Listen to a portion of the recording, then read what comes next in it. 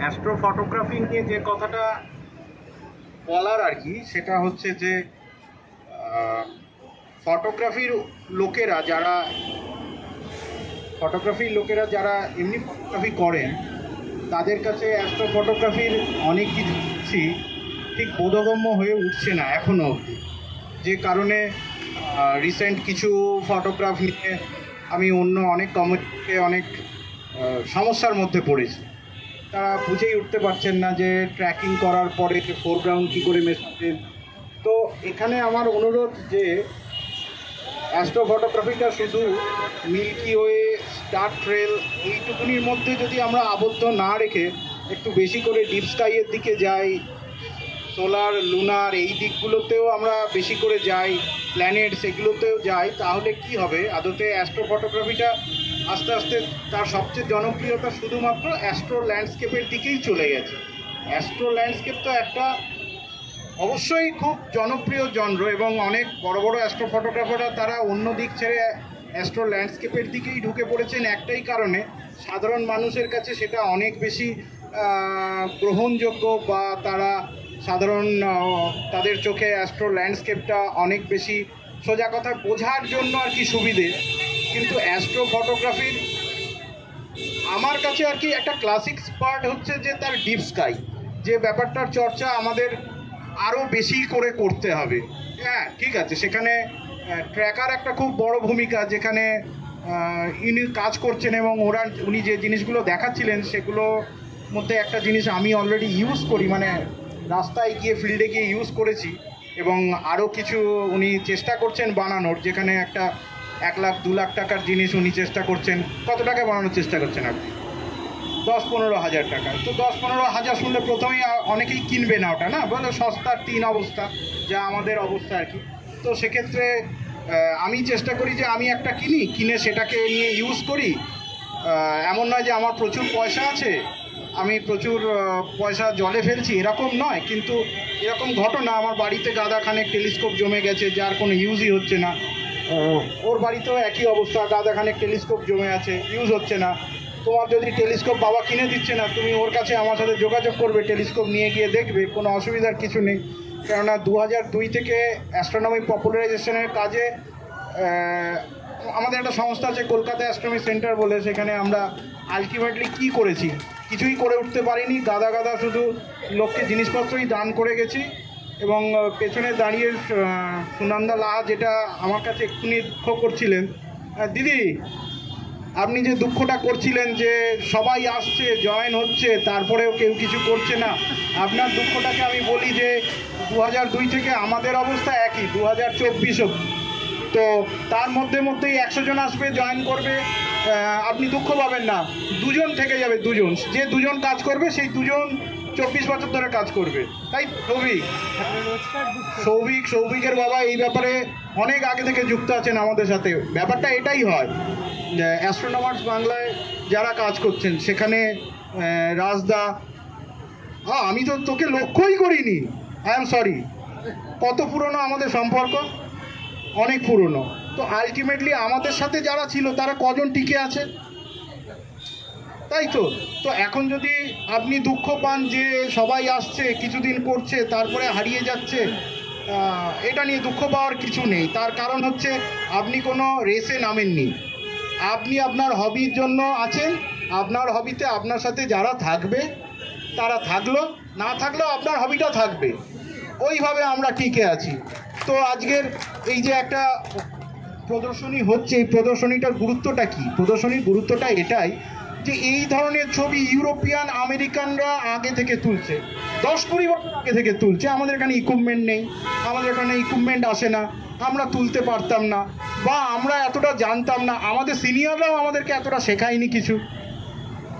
তো আজকের ওরা সেই জায়গাটায় কি কাজ করছে যে শুধু ওরা তুলছে না, আরও 10 জনের মধ্যে ব্যাপারটাকে ছড়িয়ে দিচ্ছে, তাই তো।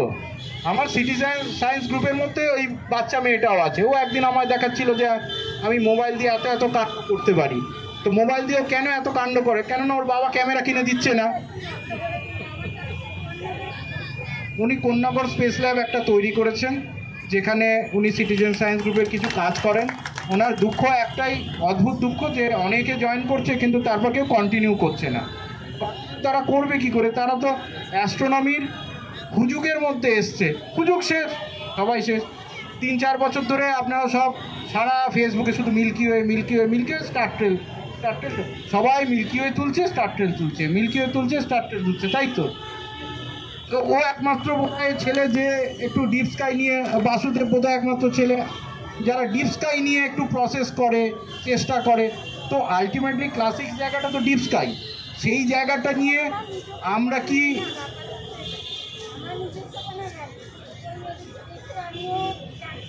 আবার আপনাকে দেখেও 10 জন জানছে শিখছে, 100 জন এসছে, 2 জন থাকবে, এই 2 জনই আবার সামনের দিনে আরও এগিয়ে নিয়ে যাবে। বাহ, খুব ভালো। তো আমার বক্তব্য এটাই, আমি ওনাকে যেমন ফেসবুকে দেখেছি, আজকে সামনাসামনি দেখেছি, তো এই অ্যাস্ট্রো ফটোগ্রাফি আমাদেরকে এক জায়গায় আনার সুযোগ করে দিল। আরেকটা মানে আমার কিছু অনুরোধ আছে, আমাকে বলতে যখন বলা হয়েছে 5 মিনিট টাইম দেওয়া যেতে পারে, যে আমরা ছবি তুলছি আকাশের, যার কোনো শেষ নেই, অসীম। তাহলে মাটির যে হানাহানি এবং ওই যে কি বলবো একজনের সাথে আরেকজনের রেস, এটাকে থামিয়ে ওই ছবি তোলার ক্ষেত্রে যেন আমরা নিজেদের মধ্যে মারপিট না করি। যেটা আমি দেখছি নিজেদের মধ্যে মারপিট হচ্ছে, সামান্য কলকাতায় সামান্য কজন ছবি তোলে, তারা নিজেদের মধ্যেও মারপিট করছে, এ ভালো তোলে না ও খারাপ করে। আপনার কাছে আপনার শিল্পই শেষ কথা, আপনি যা ক্রিয়েট করেছেন সেটাই শেষ কথা, সেখানে আপনি যে কালারই দিয়েছেন শেষ কথা, কারণ অনেক কিছু কালারই ফলস কালার। তো এখানে এ ফার্স্ট হয়েছে, ও সেকেন্ড হয়েছে, ওর ছবিটা ভালো হয়েছে, ওর ছবিটা খারাপ হয়েছে, এগুলো মানে অ্যাকচুয়ালি বোগাস কথাবার্তা। 4 বছর আগে আমাদের ছবি যেরকম ছিল আজকে সেই জায়গায় আছে, ছবি পাল্টেছে, তো আর 4 বছর বাদে আবার পাল্টাবে, কন্টিনিউয়াস এ করতে করতে পাল্টাবে। পড়াশোনা যেমন হয়, তো সেই একই জিনিস, এই অভ্যাসটা রাখতে হবে। বাড়িতে অফিসের পরে এসে 4-5 ঘন্টা সময় দিলে বাড়িতে রাগারাগি করবে, তারপরেও রাখতে হবে, কিছু তো করার নেই। তারপরে অফিস ছুটি দেবে না, তার মধ্যে গিয়ে তুমি তো কতবার তুলেছি অফিসকে না জানিয়ে। এছাড়া উপায়টা কি আছে আমাদের কাছে? আর তো কোনো উপায় নেই, সময় চুরি করে নিতে হবে। আমাদের সামনে যে রিয়াজবাবু বসে আছেন, ওনাকে কতবার বলেছি যে চলুন আমাদের সাথে ছবি তুলতে যাবেন, ওনার কোনো সময়ই হয় না। হ্যাঁ, তো মানুষের কাছে সময় নেই। তোমার বাবা তোমাকে টেলিস্কোপ কিনে দিচ্ছে না, এটার পেছনে অ্যাকচুয়ালি তোমার বাবা তোমাদের পেছনে যে খরচাটা করছে সেটা বিশাল। তোমাকে অর্জন করতে হবে এবার, আর খুঁজতে হবে কোন সিনিয়রের কাছে কোনটা আছে। এবং সবসময় ব্যবসায়িক দিক থেকে না, আমি অন্তত এইসব কাজ কারবারগুলো কোনো দিনই করিনি। আমাদের সেন্টারে আমরা কোনো দিনই এটা করিনি, সবসময় চেষ্টা করেছি আমার কাছে যদি থাকে তুমি নেবে। আমরা কোনো দিন কোনো ওয়ার্কশপ বা এই অ্যারেঞ্জ করাচ্ছে, আমরা কি বলতাম, ক্যাম্প অ্যারেঞ্জ করছি, সেখানে সবাই নিয়ে চলো, গিয়ে দেখো এবার কি আছে। তো আমার জীবনে আমার চাকরি থেকে যা ইনকাম হয়, আমার দরকার নেই আমার ওয়ার্কশপ থেকে অত ইনকাম, কিন্তু তার বদলে যদি কেউ এসে আমার কাছ থেকে আমার জিনিসটা ইউজ করে কিছু শেখে, সেটা অনেক বড় প্রাপ্তি, তবেই কমিউনিটি বাড়বে। তা না হলে আপনি শুধুমাত্র অন্য ওয়াইল্ড লাইফ ফটোগ্রাফার, ল্যান্ডস্কেপ ফটোগ্রাফারদের ভিড়ে আপনি আপনার কাজকে প্রুভ করতেই পারবেন না যে এটাও একটা জনর অফ ফটোগ্রাফি। এটা আমাদের কাঁধে এই দায়িত্বটা এখন রয়েছে। তো এটাকে যদি সবাই ওপেন ফোরাম হিসেবে নিয়ে, যারা আছে ওপেন ফোরাম হিসেবে নিয়ে সবাই সবাইকে হেল্প করেন, তাহলে বিষয়টা আরও অনেক বেশি এগোয়। আমাদের দেশকে আমরা অনেক পরে শুরু করেছি, কিন্তু আমরা অনেক স্পিডে এগোচ্ছি, এটা ঠিক। একজন astro photographer of the year হয়েছেন, তারপরে আর কেউ কেন হচ্ছেন না? তার কারণ হচ্ছে আপনারা কেউ মন দিয়ে কাজ করছেন না। উনি করেছেন, উনি বুদ্ধি লাগিয়েছেন।